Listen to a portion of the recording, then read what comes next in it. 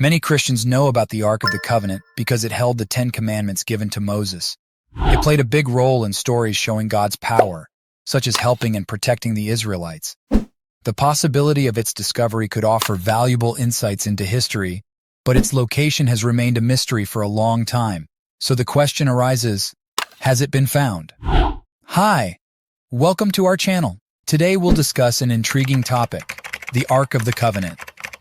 Sometime in the Bible, King Nebuchadnezzar of Babylon ransacked the temple in Jerusalem and destroyed the city, leaving the question, was the Ark destroyed too?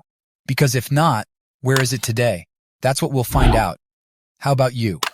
What are your initial thoughts about the potential location of the Ark of the Covenant? Let us know in the comments below. To begin, let's delve into the origins of the Ark of the Covenant. God made a special agreement with the children of Israel through Moses.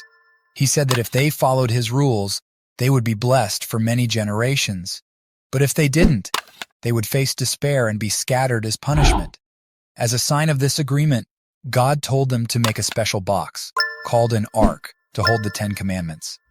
It was made of wood and covered in gold.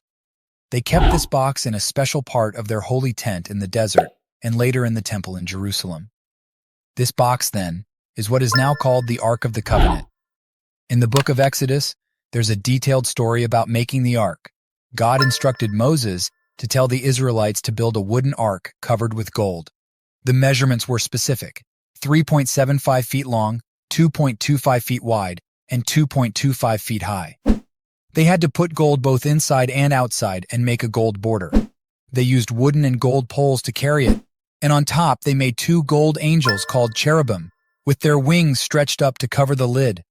These cherubim faced each other. Inside the ark, they placed tablets with the Ten Commandments. According to the Hebrew Bible, the ark is believed to possess the power of God. In one tale, when priests carrying the ark walked across the Jordan River, the river stopped flowing and stayed calm. There are also stories about taking the ark into battles, where through it, God helped the Israelites win against their enemies. Other stories, however, tell us that when the Philistines took the ark, they suffered from diseases and tumors. This made them give the ark back to the Israelites. Some stories even say that anyone who touched or peeked inside the ark would die. In the Hebrew Bible, the ark had various homes, but it eventually settled in ancient Israel, specifically in Jerusalem's temple. The story of how it got there can be found in 2 Samuel 6 and Psalm 132. It's believed that it was later placed in the holiest part of Solomon's temple around 957 BC. However, its fate becomes unclear. While it's thought to have remained in the temple for about 400 years until the Babylonians destroyed Jerusalem in 586 BC. Strangely, there's no mention of it being taken as spoils. Some suggest it might have been taken earlier, possibly during a military campaign led by Pharaoh Shishak in Solomon's son Rehoboam's time. Ultimately, after the first temple's destruction, what happened to the ark remains a mystery. According to the non-canonical book of Maccabees, the prophet Jeremiah hid it in a cave on Mount Nebo, saying it would remain hidden until God gathered his people again and showed mercy. Interestingly, Revelation 11:19 talks about the ark being in heaven, saying, "Then God's temple in heaven was opened, and inside it, the ark of his covenant was seen. There were lightning, thunder, earthquakes, and hail." Some people have thought that this verse suggests the ark was brought up to heaven to be kept there.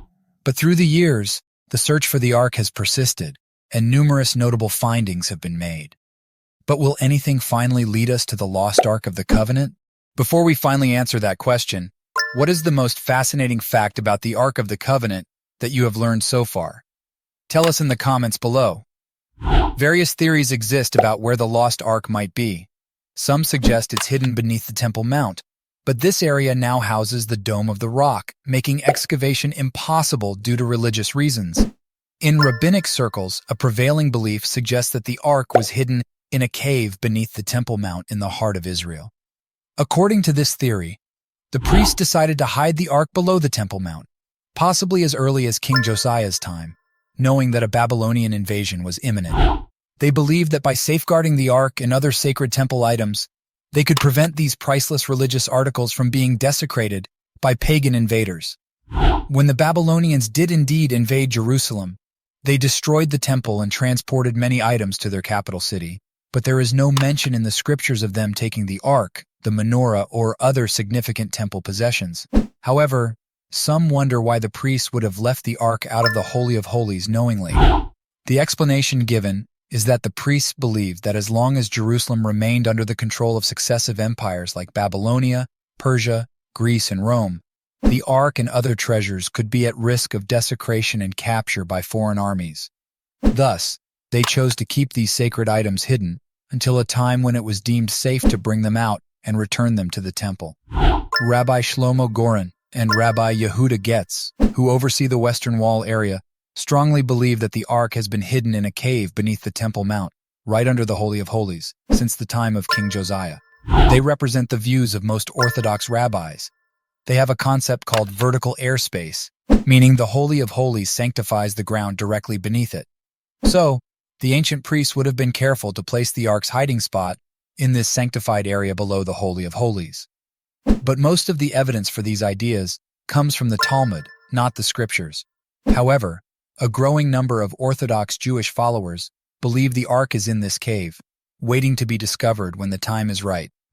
In another incident, Finnish scholar Walter Henrik Juvelius believed he had cracked secret codes in the Bible that pointed to the ark's hiding place at the intersection of old water tunnels and a canal used for temple sacrifices.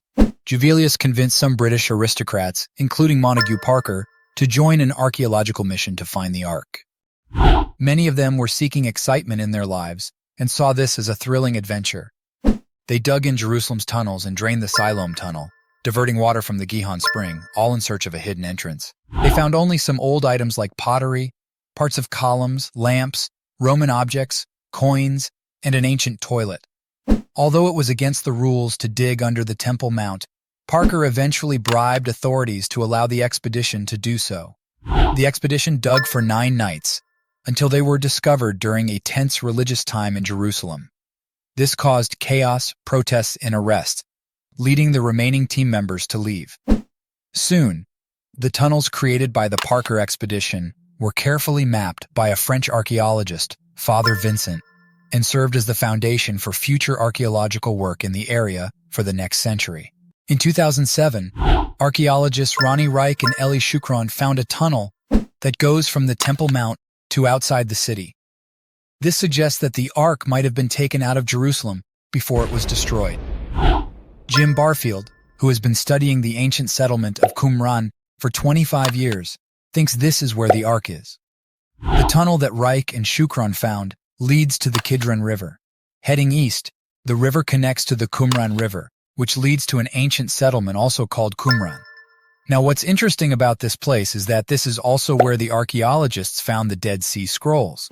Note that in 1952, they found the Copper Scrolls, which contained instructions on how to find the treasures of King Solomon, possibly including the Ark of the Covenant.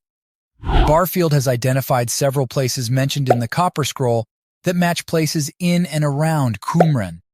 He thinks there's a sealed cave in Qumran that might hold the Ark. Then there's an Irish tradition saying it's under the hill of Tara in Ireland, which is unlikely. British Israelite excavations happened from 1899 to 1902 because of this theory. The people who did the excavations believed that Tara was like a royal place in the British Empire, and a new Israel, sort of like a reborn Jerusalem. They based their ideas on ancient writings, the Bible, early Irish stories, and literature. They thought the Ark was buried at Tara, in the grave of Tetefi, whom they believed was an Egyptian princess. Recently, another theory about the Ark emerged. In a place called the Petrified Forest in Arizona, there's a strange stone carving that looks like the Ark of the Covenant. On one rock, there's a petroglyph that shows the shape and details of the Ark. Other carvings on different rocks show that Native Americans created these carvings. Some researchers suggest that maybe the Ark was once with them, and they made a drawing of what they saw. Until this day, the location of the Ark of the Covenant remains unsure. Researchers don't know if the Ark is hidden under Jerusalem, but the idea that it might have been kept there for 3,000 years led to a very strange expedition that got a lot of global attention. This expedition had such a strange impact that its effects are still being felt today. What are your final thoughts? Where do you think the Ark of the Covenant could possibly be? Comment with your thoughts below. If you enjoyed watching this video, please give it a like, click subscribe, and hit the notification bell. Thanks for watching.